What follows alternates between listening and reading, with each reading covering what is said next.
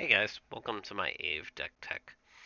I'm going to go over how my Aeve deck, I'm going to go over a little bit of how the deck works and kind of explain a little bit of the in and outs and the whole concept of the deck. So, when I started building this deck, I originally built it around the idea of casting a bunch of draw spells, then cast Aeve, and then turn sideways just to go and end the game. So, I really thought about what I wanted to have in the deck and what I wanted to have really shine. So, for reference point, Aeve is not a very serious commander in the competitive EDH format. So, Aeve is a 5 mana 2/2 with Storm, and Aeve Progenitor Ooze isn't legendary if it's a token. So, all those tokens, they won't be legendary. And as it enters the battlefield, it enters with a 1/1 counter for each other ooze I control. So the same goes for every other Aeve Progenitor ooze that enters. So all of those Aves are going to enter with counters on it from the one before it. So it goes 2/2, 3/3, 4/4, so on and so forth, up until your commander, which will always be the strongest. So, a little bit of what we decided to run in our list. We decided to go with the Invasion of Ikoria just as an easy tutor, just to go and grab some of our best creatures, which we will go across what the best tutors are if you do decide to play something similar to this. We have Vivian, Champion of the Wilds, which is just a way to cast creatures on other people's turns and hopefully draw cards if you have draw engines out. Now we have our standard elf package, which consists of Arbor Elf, Beast Whispers. Then we have Birds of Paradise, we have Craterhoof Behemoth, which we will touch back on. We have Defiler of Vigor, which we will also touch back on. We have Delighted Halfling, Destiny Spinner, Archdruid, Elvish Mystic, Spirit Guide, Visionary, Eternal Witness. We have our Finhorn Elves, Green Slime, which we will touch back up on, our Karametro's Acolyte, which we will also come back to, Llanowar Visionary, Nylea Keeneyed, Priest of Titania, Regal Force, Scar Tribe Elder, Temur Sabretooth, and we decided to run Toski, Bear of Secrets. So, our card draw engines off of our creatures, we're primarily using our Beast Whisper to draw cards. The same goes for our Toski and our Elvish Visionary and our Llanowar Visionary and our Regal Force. So our main purpose with the deck is try to get our devotion as high as possible and try to get to that 6 mana so that we can start casting a bunch of spells in one turn before we do just decide to cast our commander. So, Craterhoof Behemoth, it's one of our finishers, as I'm sure you're aware. You're just going to flood the board with a bunch of creatures, so you're just going to make everything very large and just turn sideways with it, and hopefully kill the whole table. Now, we do have backup plans such as Defiler of Vigor, which is a 2-turn plan of going wide. I've seen it work out quite well in my games and in testing. Um, it kind of reduces the mana of those draw spells, and it really helps you get to where you need to be. Green Slime, another one of our good creatures here, is a way of just countering a lot of those blue farm cards. So the main purpose of it is just to flash it in, whether it's from Foretold or if it's flashing it in from your hand, just to counter and destroy either the Rhystic Study or the Mystic Remora to stop those draw engines and slow your opponents down a little bit. We do have our Karametro's Acolyte as well, which kind of acts as our big mana dork. It is very intensive to bring it out. However, when you have a bunch of devotion on the field, you're going to create a boatload of mana and get to those big spells a lot easier. Our big payoffs go towards our Temur Sabretooth, just so we can consistently recast our commander over and over, flood the board, and threaten lethal on the next turn if we do not have haste on any of our creatures. Or we do have Toski, which just acts as a way of drawing a boatload of cards and hopefully drawing into a way of keeping yourself in the game if you didn't manage to end the game. With that, let's move on to the sorceries. In the instance, we don't have a lot here, 17 between the two of them. We have our Cultivate, which is just basic mana ramp. Our Finale of Devastation, which is our game ender. It's one of our 4 or 5 that we run in the deck. We have our Glimpse of Nature, which is fantastic card draw. We have our Green Sun Zenith, which just tutors out one of our best creatures. We have Insist, which is just tech that we decided to run in just so that our stuff cannot be countered. It draws a card. It's just as good as Savage Summoning, if not even better. We have our Kadama's Reach for ramp. We have our Nature's Lure for ramp. We have our Shamanic Revelation for card draw.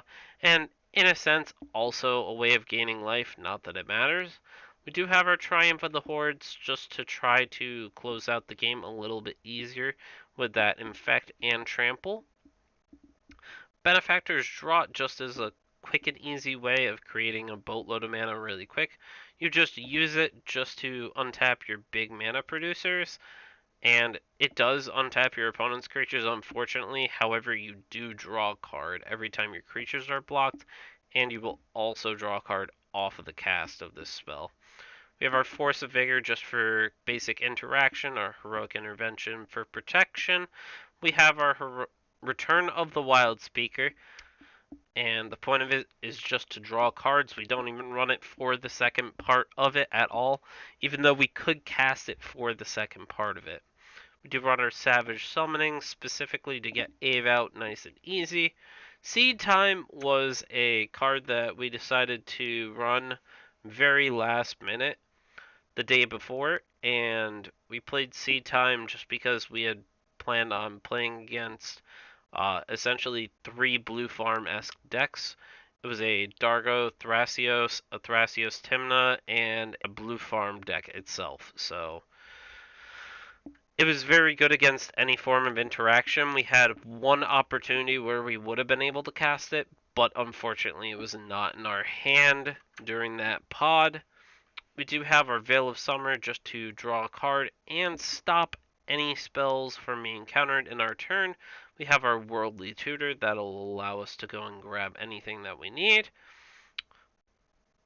We have our Chrome Mox just for basic mana ramp. Same goes for Emerald Medallion, Jeweled Lotus, Lotus Petal, Mana Crypt, Mana Vault, and Mox Diamond.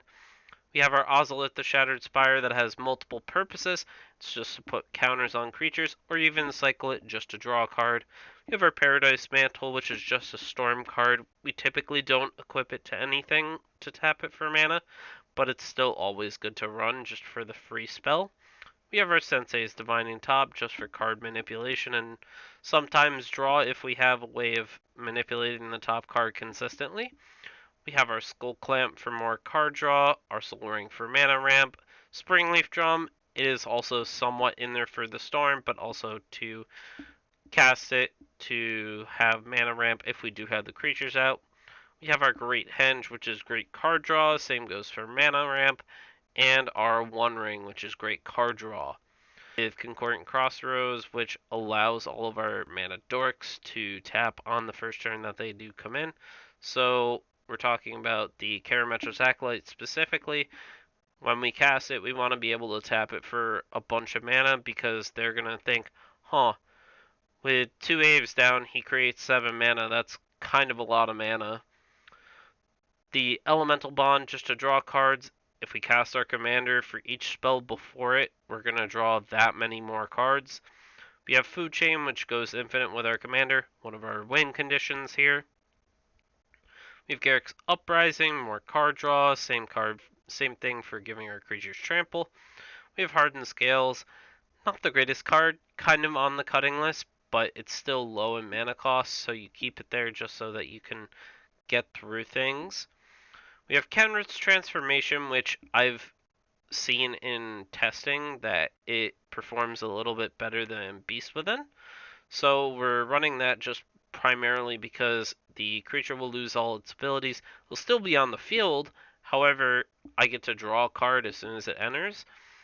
And we have parallel lives for our token doubler. We don't have a lot of token doublers in the deck because typically the only tokens we're casting is with our commander, so we don't really need more than one. So parallel lives I've felt has been a little bit better performing than doubling season. So I decided to run the parallel lives over the doubling season. We are running Sylvan Library just as more card draw and top deck manipulation. Typically, you're always going to be paying the 8 life just to take the 3 cards, anyways, because you're going to be drawing the top cards, anyways. We have our Tribute to the World Tree, which draws a million cards with your commander. After the first Aeve, you will draw every single time. We have our Zendikar Resurgent here that also taps for double mana, and we are also going to draw a card every time we cast a creature spell. So, super beneficial. It's just a little bit better in my eyes in this list than a Mana Reflections, for example. The card draw for 1 extra mana pays off a little bit better. In the land slots, we don't have anything too crazy. We decided not to throw in fetch lands because we didn't actually have the time to put it in. So we decided to throw in our Ancient Tomb just for extra mana, our Blighted Woodland just for basic acceleration and deck thinning.